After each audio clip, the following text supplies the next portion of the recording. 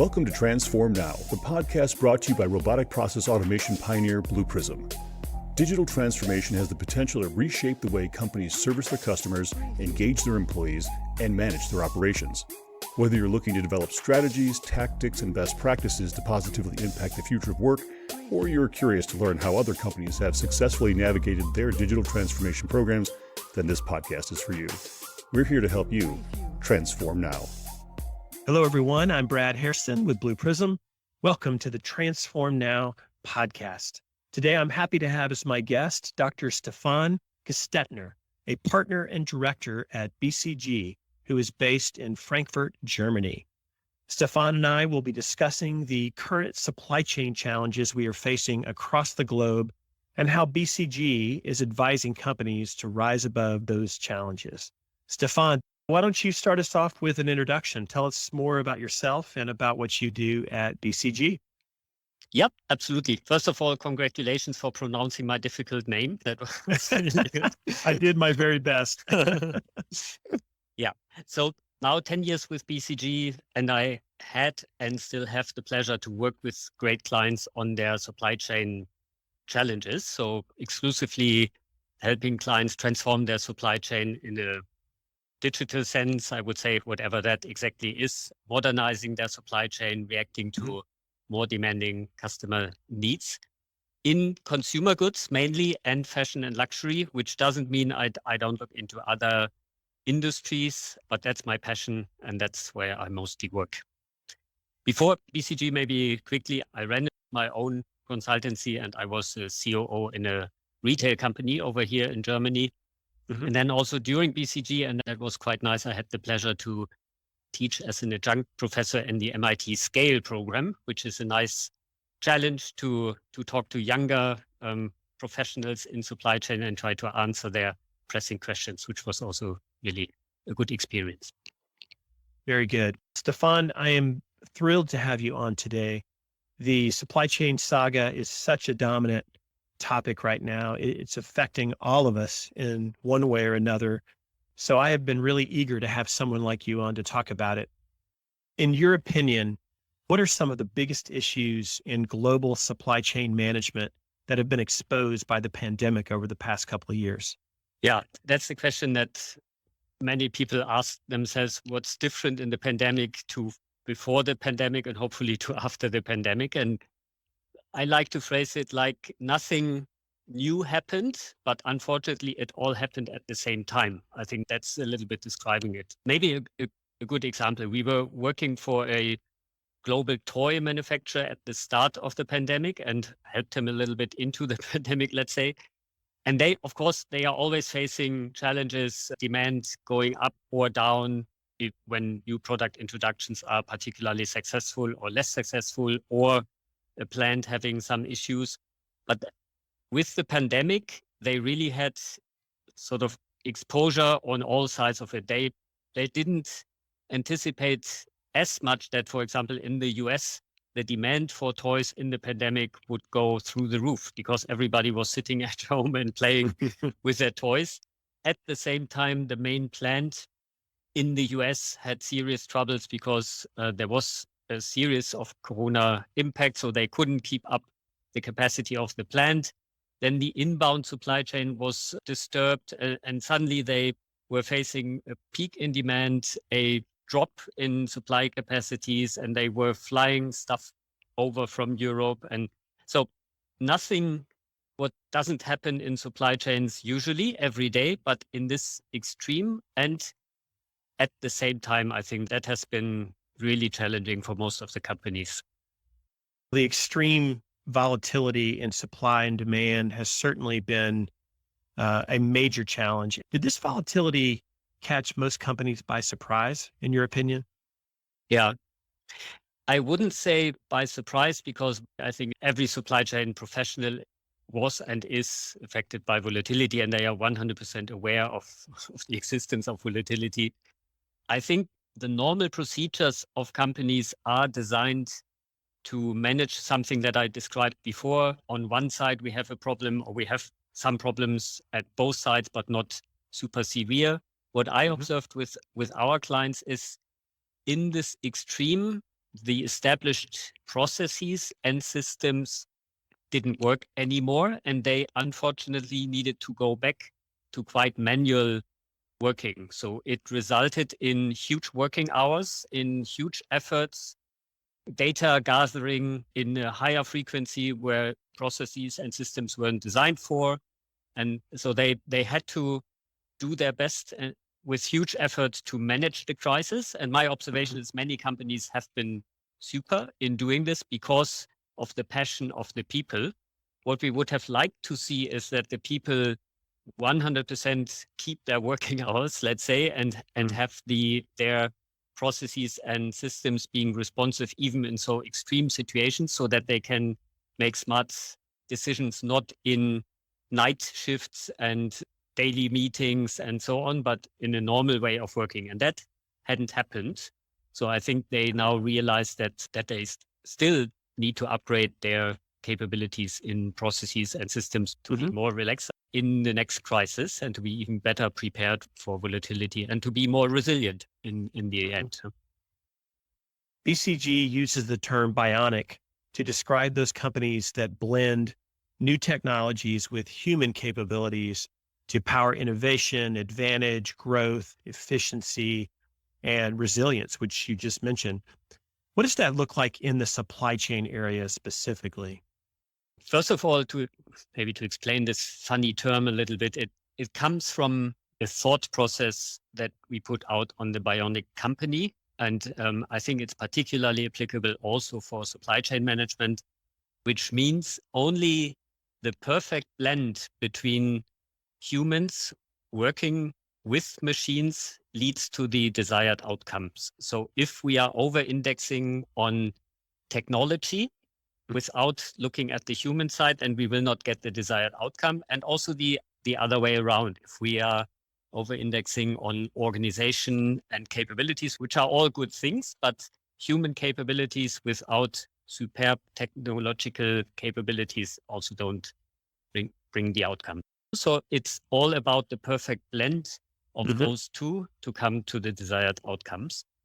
And I think if we maybe relate it to the situation that we have just discussed, in the pandemic, suddenly the human aspect had to step in for the lack of technical capabilities. We are compensating still some lacks on the technological side with human investments, which in a crisis is good, but then we want to come to a more and more balanced approach and further develop our technological capabilities in order to get to outcomes in a smoother way. So therefore, I think Bionic simply describes what I put out in other words before, to have this perfect blend of the two. I know end-to-end visibility of the supply chain is one of the key characteristics of a Bionic company. What keeps most companies from achieving this today? I think that's a little bit of a miracle still for me, because if you ask somebody for the very, very basics of a supply chain, the answer will most probably always be visibility. We should all be surprised that visibility still is a topic. It should have been resolved until now. So I think there are two aspects to it. The first one is the pure, let's say, technical one in terms of how do we get connectivity in the broader ecosystem. So it's, as we all know, not about visibility in a company, but it's about visibility in the network of a company or in the supply chain network, if you will. So it's reaching out to consumers and reaching out upstreams to multi-tier supply networks. That's the visibility we want. And this is per nature not easy to establish, because you need to establish connections to many players, not only technical connections, but also commercial connections. So that's a task in itself. I think the bigger issue with visibility is that the key question to ask is the so what? So what do we do with visibility? So what I find is that some companies drive visibility initiatives, and then, to exaggerate a little bit, they are surprised that the visibility doesn't solve any of their problems. It's, as we say, it's only the foundation. And I'm sometimes provocative with our clients, saying visibility is in more cases a problem than a solution, because suddenly you get so many signals out of an extended network in that you are unable to decide which one is important, to segregate the noise from the substance, and to do something reasonable with the visibility. So therefore, yes, it's a foundational capability, but it's by far not enough. It's only the start, and it's only valuable and driving really better consumer experience, for example, if you make something smart out of it, which is not easy, but which is essential. And Stefan, I know when the Bionic company is discussed by BCG, the word collaboration comes up a lot. Why is collaboration so critical to achieving a Bionic supply chain? I would say because supply chain without collaboration doesn't exist. So the nature of supply chain management is cross-functional par excellence. So that's a no-brainer a little bit. There is no non-collaborative supply chain. And therefore, the collaboration mechanisms are so important for supply chains. And that is in many regards. I think one of the most tricky ones is that in companies, we obviously still also have functional owners who have functional interest, which is good. So a head of manufacturing should have the interest to be super efficient and high quality. A head of sales should have an interest to drive sales, to demand inventory availability, and those are all their interest. And fortunately or unfortunately, however you want to see it, supply chain is the moderator between these particular interests. And that is only possible with collaboration. So moderation without collaboration is not possible. So therefore, it's so critical, especially for supply chain management, to be super collaborative, but then also be demanding in the clarity of what do we want to achieve, because it's all about trade-off. You cannot achieve high sales with low inventories. You cannot achieve super agility with super efficient manufacturing. There are trade-offs. Manufacturing flexibility costs something, so you cannot want to drive cost as hell and then at the same time being super flexible. Maybe with some smart automation opportunities, there's a break of the trade-offs, but then the supply chain people are the moderators of those trade-offs. And for that, they need collaboration. It's a very interesting way to put it. Supply chain is the moderator between functional areas. Never thought of it that way. Stefan, there's certainly a lot of new technology focused on the supply chain side of the business. How do you advise your clients to navigate these solutions and make the best technology decisions for their business? I think many of the clients, it comes natural that, let's say, our approach helps them. And let me first of all explain the situation many clients are in.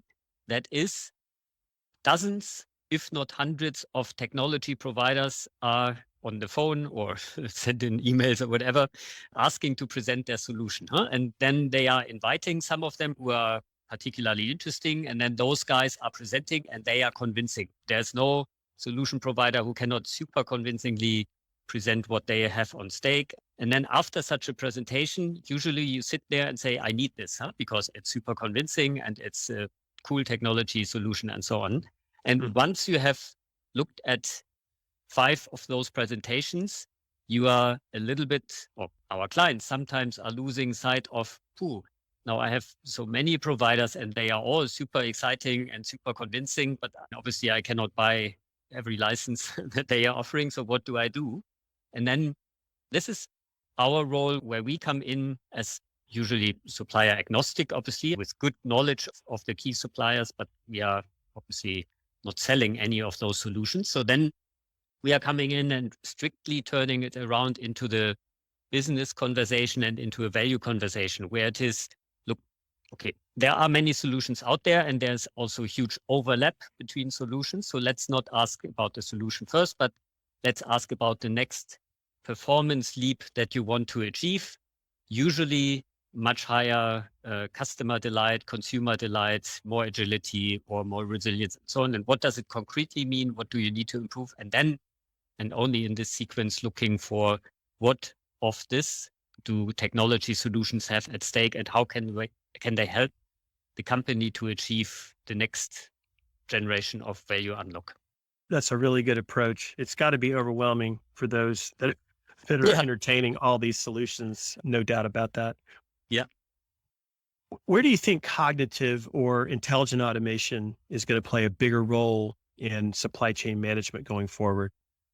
That's a good question because I'm a super big fan of cognitive automation because I do think that's the value unlock of the future. And hopefully it's not the next buzzword for many people because it sounds quite fancy, but how I interpret cognitive automation, it's the ability of a company to have technology helping with decision making in the supply chain where the decisions are not hardwired.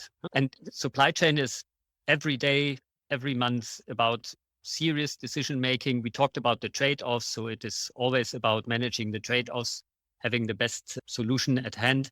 And cognitive automation can help with making those decisions in a smart way by looking into many more parameters than humans can ever do. And therefore, it has the potential to increase decision-making quality in virtually all, I would even argue, company processes. But then again, it's particularly applicable for supply chain management.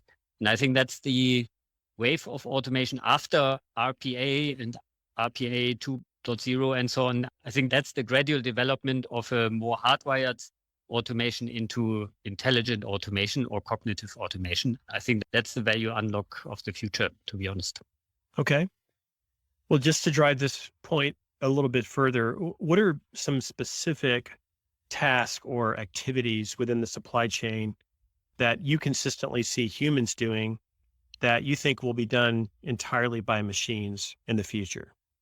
I believe it was in 2018 where we were a little bit provocative in Harvard Business Review writing about the death of supply chain management. I don't know if you had seen this article where we said, look, supply chain per nature is all about rational decision making. In the ideal world, you can quantify decision makings. It's hard to quantify because the data is not available and so on, but there is no gut feeling like in new product development where you need to have also a feel for the market and but in supply chain, it's quite rational. Do I need more inventory? Yes or no? Should I increase the batch size? Yes or no? It can all be quantified. So therefore, there is no systematic need for humans to make those decisions if a machine has the same information and if the trade-off mechanisms are complex enough, then a machine usually can do it better. Huh? So I would actually take the opinion machines can take over lots of it. Now there comes the next buzzword of, I don't know, lights out planning or the self-driving supply chain or even the self-driving company. That I think is not a good development because that intends that humans are not needed anymore in the supply chain. And that's not the case. Huh? So it will always be that humans are the ones who define the rule set of how to make those trade-offs, who define what is the direction of travel for the company and then subsequently for the supply chain. They are needed to invest heavily into the design of those decision mechanisms, into keeping the engines up to date, tuning parameters and what have you. So it's not at all, and that was a little bit sometimes the misunderstanding of our article. The death of supply chain management doesn't mean we don't want people anymore in the supply chain, but we definitely want them in different roles. And that's, I think, what is happening. And I also don't think going forward with the lack of skilled people and so on, we have the luxury to have people making routine decisions in the future. That will become a bottleneck even more. And therefore, we need to develop those capabilities. Very true. Do you see an increased role in the future for AI in improving predictability or other areas of supply chain management? Yeah. So for this cognitive automation, I see AI anyway as a core technology because it's all about learning from past decisions, let's say analyzing what has been happening. So I see this cognitive automation a bit as a recommendation engine. So ideally, even with a human-centric interface. So last time we took this decision, it played out well. We would recommend to take the same decision again, or the other way around, the Alexa of supply chain management, something like this.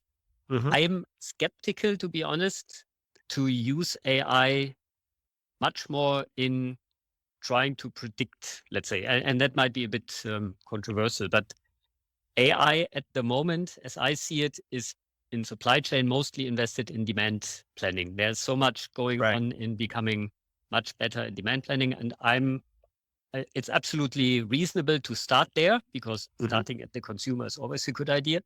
Mhm. And also it helps a lot for companies who are really not good in demand planning. It can really help them big time. But whenever it comes to i- improving the last 3% of forecast accuracy with the next fancy algorithm, I get skeptical because then again, the question comes into play, what exactly do we do with this slightly better forecast? So are we able upstream to really react to this better forecast in a reasonable way? Or shouldn't we in contrary more invest to deploy AI in more at the interfaces, decision making, on inventory deployment, on production planning and sequencing, on procurement call-offs and so on, that the synchronization of the supply chain is supported by AI and not functional optimization. And I think as supply chain, as we said, and that's the red track in our conversation, is cross-functional, I'm a little bit reluctant to invest super duper into one sub-function because that cements a little bit a functional structure, which exactly we don't want in supply chain management. Stefan, you have said that it's important to take a human-centric approach to digital supply chain transformation. What does that mean exactly? I have mentioned some of the stuff before when I talked about the Bionic concept. So let me maybe carve out one aspect that I haven't touched upon so much, and that is how exactly the technology interacts with the humans. And I think that can even be broken down into how does a software, for example, communicate with humans. And I think that has been underestimated big time in the past. The lousy SAP or sometimes APO interfaces and so on, there has been a lot development, but it's still not supernatural. It's not human centric and it doesn't really present the information in the way that the humans want it. So any serious initiative of having a human centric design and really thinking from what are the desires and the needs of the humans working with the machines, and then can we design the machines to 100% fit those needs is extremely important. And I think for many solution providers, it's still a bit underestimated. It's too traditional. It's not voice. It's not natural language processing. And so I think that will be another leap to achieve the vision of the bionic supply chain. Excellent. So, Stefan, one final question for you. How much longer do you think we're going to be sorting out this supply chain drama brought on by the pandemic? In your opinion, what's the outlook going forward? Yep. When I say a time frame, you will keep me honest 1 year from now. See what I have. That's right. But yeah, everybody has an opinion. Maybe let me answer it like this. We all know, at least in the Northern Hemisphere, there's less strain in the summer than in the winter. And the hope, obviously, for everybody is that in the summer it will become better and then it will not get as worse in the next winter as it has been in this winter. So, and that, obviously, I also expect.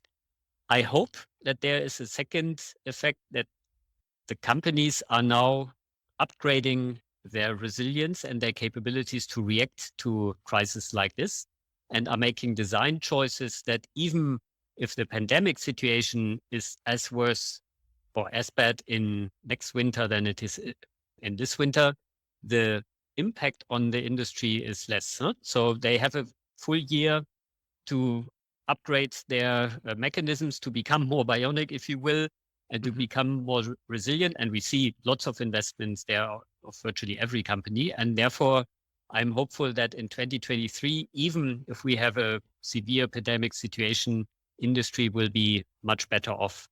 So therefore, yeah, let me say in 2023, I think the outside situation will be much better. The inside capabilities will also be much better. So therefore, I think 2023 will be a smooth year. All right. We've got you down. I just wrote that down, right? I knew it. There's hope. There's hope. Only a year. Stefan, thank you so much for sharing your thoughts with us on the show today. Supply chain is such a hot topic right now, and it's great to hear from a true expert in this space. I imagine your phone is ringing off the hook, so to speak, these days. If you'll forgive my dated expression, I think that shows my age. Thank you again, and I wish you the very best. Thanks, Brett. Thanks for tuning in to Transform Now. For more insightful discussions on digital transformation and more, check out our podcast channel where you'll find all of our previous episodes. To make sure you never miss an episode, subscribe to the show on your favorite podcast player. And if you like what you heard, please leave us a review. For more information about digital transformation and the future of work, check out blueprism.com to learn how Blue Prism's digital workforce is enabling enterprise transformation now.